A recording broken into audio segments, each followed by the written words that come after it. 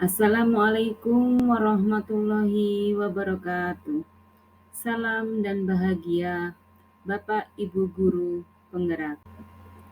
Perkenalkan, nama saya Sri Utami, calon guru penggerak angkatan 10 dari SD Negeri 16 Tobuali, Kabupaten Bangka Selatan.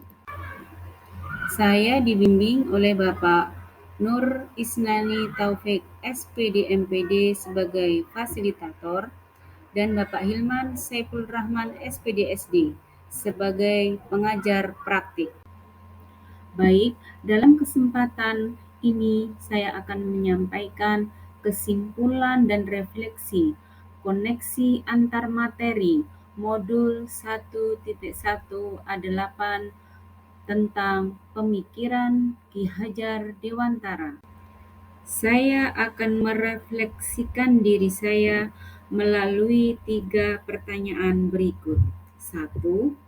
Apa yang saya percaya tentang murid sebelum mempelajari modul 1.1?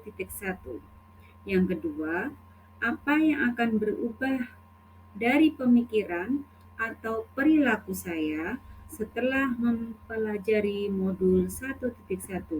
Yang ketiga, apa yang dapat saya terapkan lebih baik agar kelas saya mencerminkan pemikiran Ki Hajar Dewantara? Apa yang saya percaya tentang murid sebelum mempelajari modul 1.1? Yang pertama, proses pembelajaran berpusat pada guru. Dalam proses pembelajaran, kegiatan yang saya lakukan hanya ceramah, sementara murid-murid hanya duduk diam dan mendengarkan. Kedua, guru kurang memahami karakteristik murid. Di sini, saya cenderung memperlakukan semua murid itu sama, tidak pernah memikirkan perbedaan-perbedaan setiap murid. Yang ketiga, rendahnya motivasi murid sehingga pasif dalam proses pembelajaran. Ini dapat saya rasakan ketika murid-murid ditanya maupun disuruh bertanya hanya diam saja.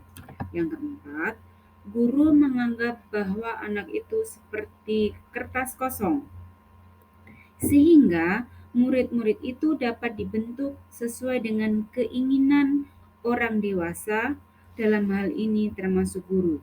Yang kelima, pembelajaran berfokus pada keterampilan pada ketercapaian KKM saja.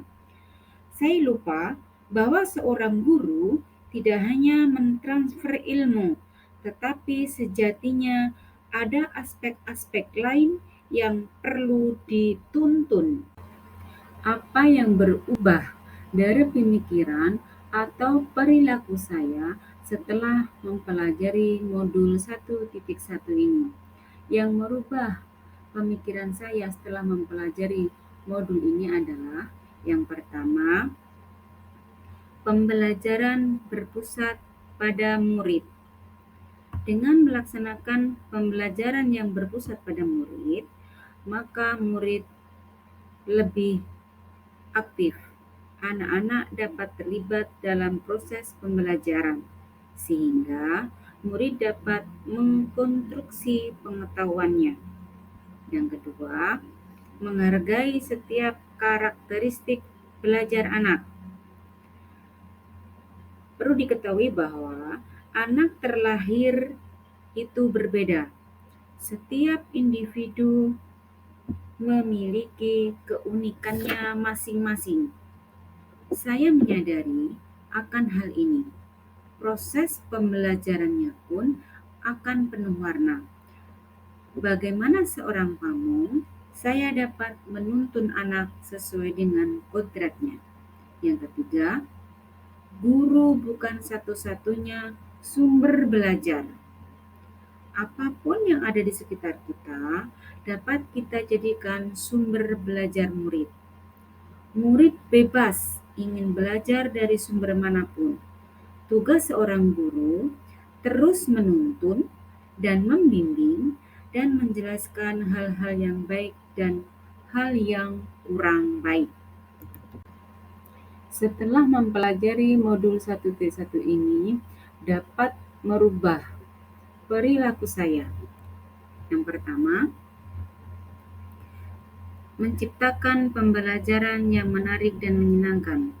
Yang kedua, memberikan kebebasan seluas-luasnya kepada murid untuk menyelesaikan tugasnya sesuai dengan minat, bakat, dan kreativitasnya masing-masing. Ketiga, menuntun murid dalam tumbuh dan kembang potensi yang dimilikinya sesuai dengan kodrat alam dan kodrat zaman.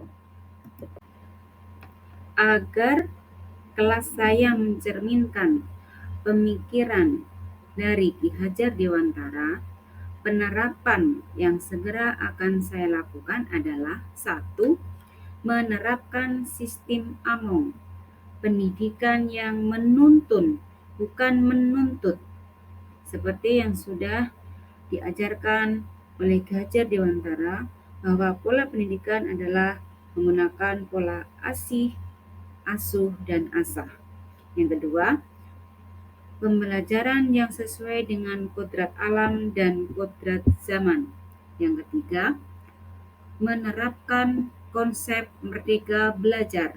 Yang keempat, merancang dan melakukan pembelajaran yang interaktif. Yang kelima, mengintegrasikan permainan dalam proses pembelajaran.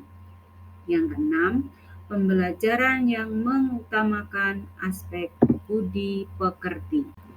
Adapun kesimpulan yang dapat saya sampaikan yaitu bahwa dasar-dasar pemikiran Ki Hajar Dewantara harus segera kita terapkan di dalam proses pembelajaran di kelas maupun di sekolah.